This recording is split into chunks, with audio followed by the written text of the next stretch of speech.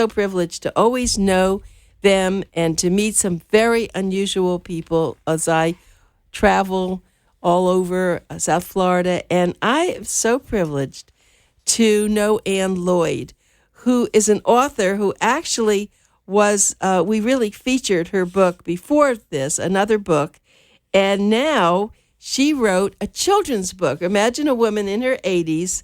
She wrote a children's book, and it is the most captivating. It's called Gizmo, The Lonely Robucket, Robucket, and she's calling in right now from down in South Broward, and I want to welcome you. Good morning, Ann. Hi, good morning, Anita.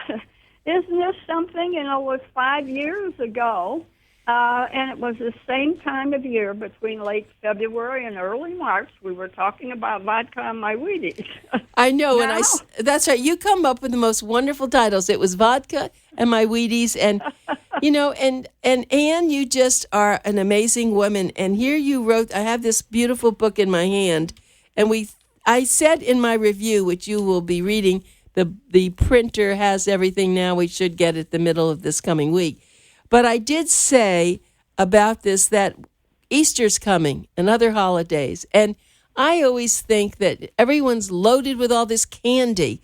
And buying candy for Easter is so foolish. I think you should buy a book like this, Gizmo The Lonely Robucket. But first, let's talk about why you named it this and a little bit about the book, please. Okay. Well, do you have a question? You want me to just start on my own? Well, what I want to do is say this is an unusual name, Gizmo, the Lonely Robucket. And I know it's partially based on a true story and all. And I didn't know that you actually lived in the Bahamas for a while. I'd forgotten that. Yes. Well, that is the case. And actually, my first... the first words in the book, and I would like, if it's okay, just read that because it kind of covers a big area all in one. And that is how it starts. This is the first page. And we are in the Bahamas on this island. We have built a scuba and skin diving resort out there. It was called the Lost Island of the Caribbean by the Bahamas, because people bypassed it. Had a very tight group of natives that lived there, had intermarried actually to just be kind of left alone. Interesting people, very good to my children, and a great school system. And we were scuba and skin divers in those days, and we said, my gosh, 25 miles of living virgin reefs here. And our resort brought people in from all over the world. It was fantastic in those days. Anyhow, so we lived on this. Here I'm going to start. It starts with Petey coming home from a trip. Mommy, Mommy, Petey yelled excitedly. He had just returned from a short trip to Miami. I saw a robucket on television. A real robucket. Of course, you know he meant robot. We lived on a small island in the Bahamas where there was no TV. This was quite a surprise for a 5-year-old boy to see people watching TV in their homes instead of listening to the radio. And so that's how it began. And in the book, he asks his father, Mousey, Petey called his father by his pet name, please, Mousey, help me build a robucket from our tool shed. I have already named him Gizmo. So this is how this book sort of began in my mind. My son Petey was a great one with malapropisms. I loved that robucket. And I had that in my mind when I wrote this book. Well, let me interrupt you to say this: that the problem I think with a lot of our families is that they don't have the time, won't take the time with their children. They go out and they buy these store-bought toys, which within 5 minutes get destroyed. Everything needs a battery. And when I read your book, it was so the way I would love to have it, that you take these old things in the garage, or we used to, when I was growing up, we would take boxes and make things out of boxes. And it was very creative. I mean, I know that the Legos now is very popular because we used to have Legos, if you'll recall, and at least it created things that you could use from your imagination. So I think what I loved about your book, mostly, was that it's a children's book, but it told an adult story. It really explained to children that just because things are different, that they still are important, and you can look at everyone. Everyone has maybe a different color, a different heritage, and you should still be kind to them. I just loved your book. I really did. Well, I'm so glad. And yes, and of course, living on an island, and I had two girls that grew up there, too. Petey was 2 when we got there, and I had one daughter that was 5, and the other was 7. But this is the good thing. The English, then it was a British, they were subjects of the Queen, and they had a wonderful school there. There were only 100 children in that school, and starting from grade, 1 up to, I think it went through, about 9th grade, and then most people didn't go on to school. The men there were fishermen and farmers, and that's all they needed, and they sure knew how to make money, I'll tell you. So, but the whole life there was making homemade ice cream. I mean, I'd be in the middle of a big conversation with people in the resort, and he'd run in and say, we're going to have homemade ice cream at Miss So-and-so's house, and all the excitement. After Christmas, they had big kite races, and you made the kites out of the wrappings from the Christmas presents. Right. In fact, even flying kites. I know that my husband used to take our son to the beach, and we'd always fly kites, and I just don't know. I mean, I have triplet grandchildren who are 9, and they live in Miami. I think I told you that. And they rarely do things that aren't store-bought.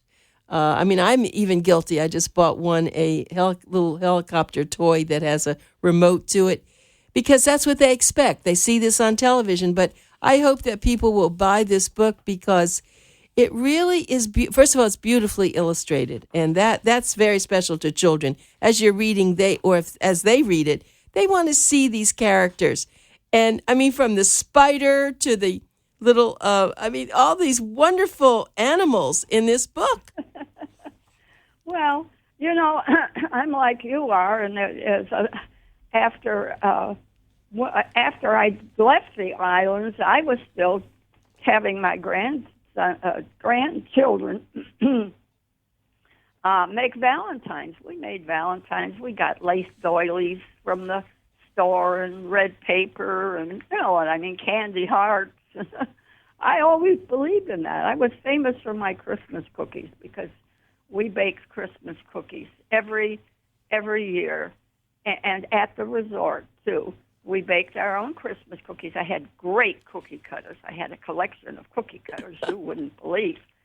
And then the children, even the neighborhood children, everybody came, and we got them all at a big table with an oilcloth tablecloth because we knew it was going to be a mess, and I mixed up piles of frosting in various colors. And these kids, they were frosting these cookies all over the place. And what pride they took in their individual creations, you know what I mean? I mean, the most of the frosting was on their face, on the floor, you name it. But it was a great event. Well, I can't wait to take this book down. I'm going on Sunday to see my grandchildren because I want them very much to read this. And one of them, of the 3, is an excellent reader. And I know she'll be able to read this to me. At least I hope she can. If not, I would love to read it to them because I've read your book now a few times. I did. First of all, everyone, the new issue coming up, you're going to see my review of Gizmo The Lonely Robucket. And I think you'll enjoy it because Ann Lloyd she's a very special lady. I think your hats are wonderful. You always wear a hat?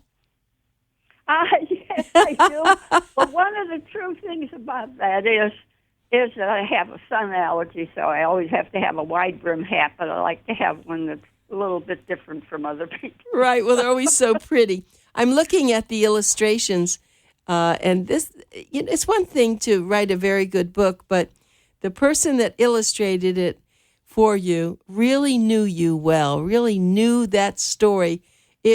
I don't think you could have had a better illustrator. But she's a wonderful girl, a young girl, and about 23 or 24. She's in Texas, in a small town called Carbon, Texas. That's where they used to do coal mining. And I don't think she's been very far into the world. She seems to be sort of just an unspoiled person.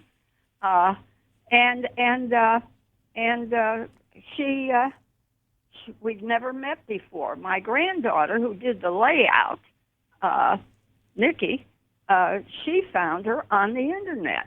Now, people were asking ridiculous prices to do these typical computerized illustrations, anywhere from $3,000 to $5,000. I mean, it was unbelievable. And this girl, I'm embarrassed to say, it was. I mean, what she just had her heart in this. She was a graduate of one of the big art schools, and we spent hours because we gave her a layout of the book. She knew, she read it and so on, but then she had to talk to me, and then I would say, well, now this is how it's got to be. Now can you do this for me? So there is a part of me in the illustration. I can see it. And I love that what happened is as the Robucket went around to all the different animals, the frog, that the question was, are you happy? And it's very interesting why you thought that was very important. Yeah, well, of course, that's the problem today with a lot of people. They don't realize that happiness is from within. And so I think there's a big search. I don't think sometimes they even know what they're looking for. Yeah, and I love in Aurora, the magical... I don't want to give away too much of the book. No, it's okay. We can talk about it anyway. Right. That Gizmo did have something that really helped him. Yes. Well, this whole situation becomes a fairy tale, because after constructing a thing like this, having it walk and talk on its own and all that other stuff, so that part of the story is not true. That's a fairy tale. And my problem was we had other illustrators that were trying to get in on this thing, but I couldn't get it across to anybody. This is not an R2-D2. This is a Robucket. He is built from a tool shed. He's not a sophisticated, tiny robot. And he has, for his body, it is an upside-down tin paint bucket. And so it fits in. It fits in with the name that Petey coined. And if you look up the dictionary, Gizmo is described with one word. The word gizmo. I didn't even think it would be in the dictionary, and that is gadget. Right. He's a gadget. Right. And no, a lot of people don't understand how that word came about, but I was 16 during World War II, and I had a boyfriend. They were drafting 18-year-olds in those days, and when he came back from the Pacific area, everything was a gadget. No. A gadget. Everything was a gizmo. Yeah, it was a gizmo. I remember that. Yeah, give me the gizmo to open, exactly. open when you, the can. I can't find the gizmo to open the door. Right. I can't find this gizmo to do that. And that's where it came from. And of course, they had so many odd-looking things, I guess, that they were using for warfare, different kinds of bullets and all this crazy stuff. But that's why they finally coined this word gizmo. Well, the interesting thing is it's, of course, it's like a robot, but as you said, it came from a bucket, so Robucket. The names are fabulous, and I think that Gizmo, the Lonely Robucket, is great, and I would hope that it becomes popular enough that it makes you actually invent little puppets, like a gizmo that's something, like a little doll that somebody could carry with them. Yes. Well, I don't know if I had that packet, and I'm worried that one page was missing from it, because when I looked in my bag that I carry my books in, there was a loose page, but there is a letter, 3-page letter, from the Midwest Book Review. I saw it. I got it, yes. Yeah. I did get it. Okay, can I just read a couple sentences? Please read it. Let me tell everybody just before you do that. My guest, this lovely woman in her 80s, which makes it so special for me, Ann Lloyd, wrote this great book called Gizmo, The Lonely Robucket, and we're hoping that you're going to want to buy it. So let me tell you how you do that. You would go to the web and put in Gizmo Bucket. Robucket, excuse me. Let me just spell it. GizmoRobucket.com.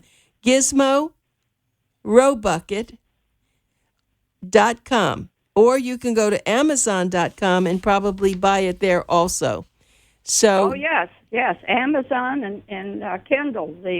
Good. Mm-hmm. So, anyway, Gizmo, The Lonely Robucket. Be sure to do it. Ann Lloyd is the author. Okay, Ann, go ahead. Tell us about that. Yeah, well, after Gizmo, we got him out by the skin of our teeth for at least 2 weeks in December. So we got some Christmas, action, but we missed most of it. And we're hoping for some Easter action. And this is what arrived to my publisher, and a letter to me from the Midwest Book Review. And it said, "Dear publisher, I'm very pleased to inform you that the January 2015 issue of our book review publication, Children's Book Watch, features Gizmo, the Lonely Robucket," and so on. And I skipped that.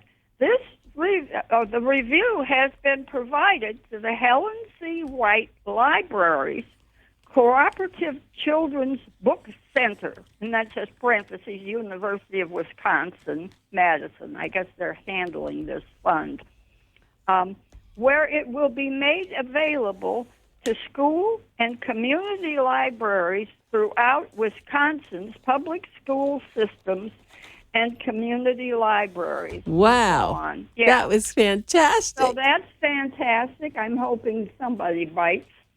And, of course, the reason for this, but I want to just, before I go to the reason for that, I want to tell you that Gizmo was printed in the United States of America.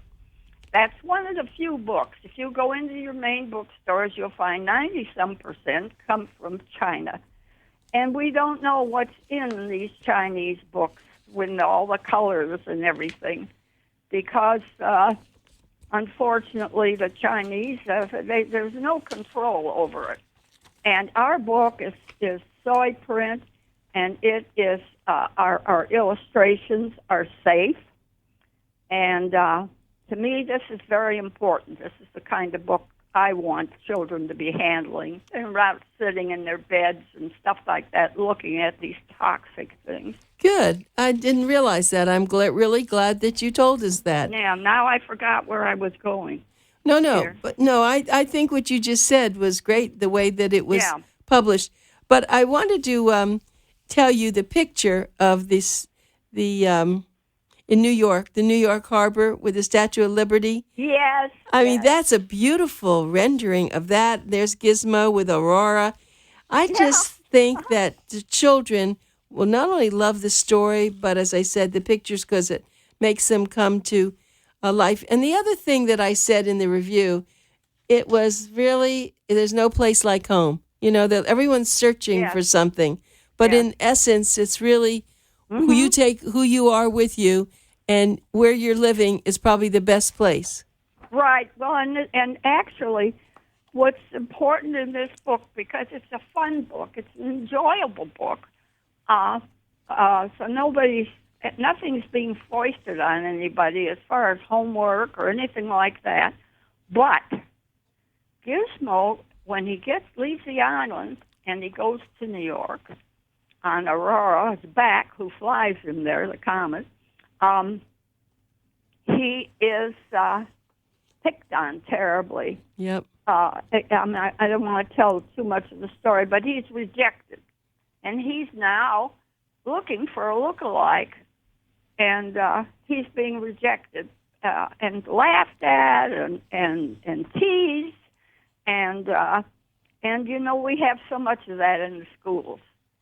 And Gizmo has some very good ideas and suggestions for young people as he solves his own problem. So, and I have a letter in my book to the children that I wanted to share this with them, because as a child, I was different.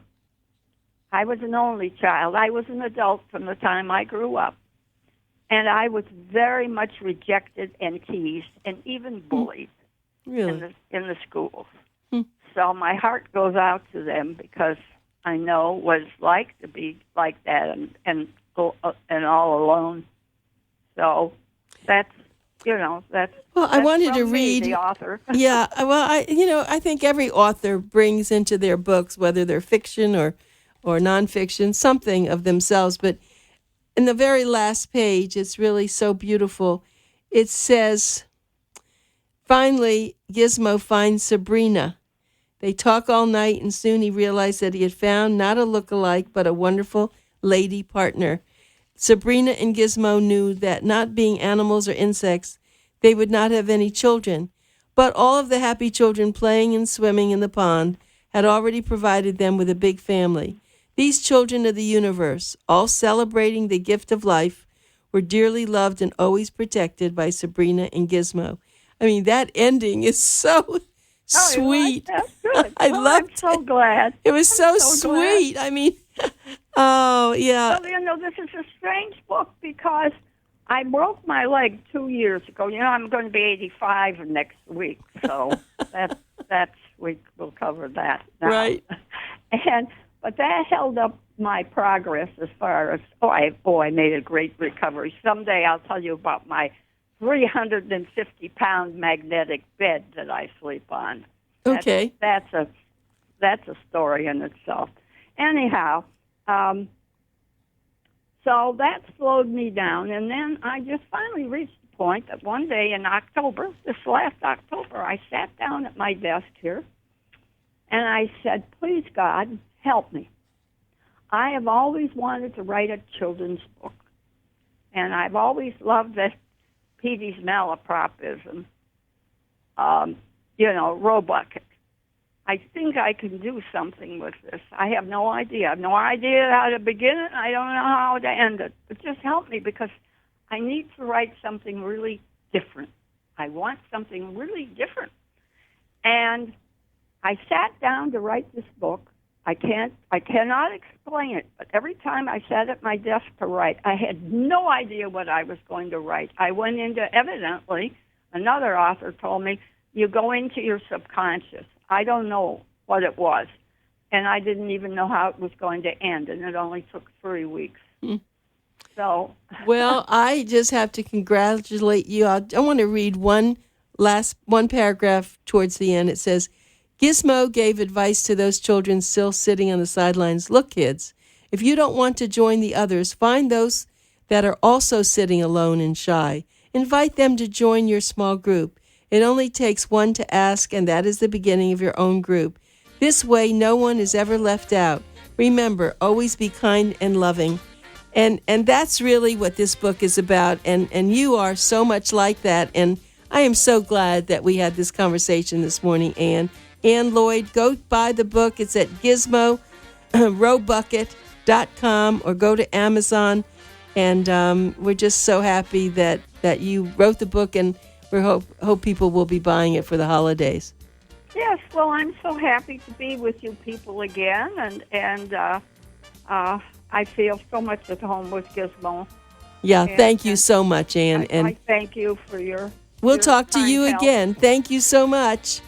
Thank you. Thank Bye. you for the broadcast. Okay. Bye. Bye-bye.